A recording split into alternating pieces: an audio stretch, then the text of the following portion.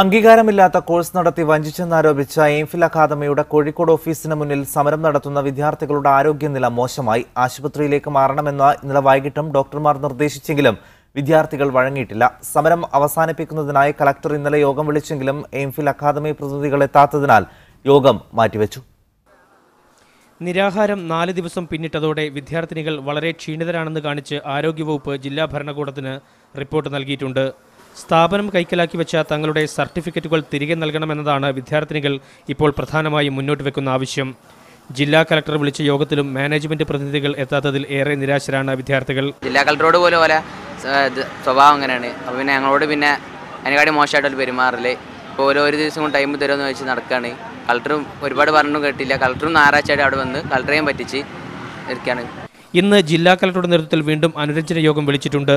ഈ ചർച്ചയിലും തീരുമാനമായില്ലെങ്കിൽ സമരം ഏറ്റെടുക്കാനാണ് വിദ്യാർത്ഥി യുവജന സംഘടനകളുടെ തീരുമാനം.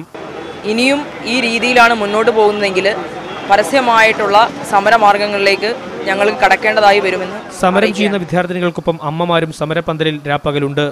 വിവിധ സംഘടനകൾ ഇന്ന് സമരത്തിന് ഐക്യദാർഢ്യം പ്രകടിപ്പിച്ച് സമരപന്തലിലേക്ക് മാർച്ച് നടത്തും. മീഡിയ 1 കോഴിക്കോട്.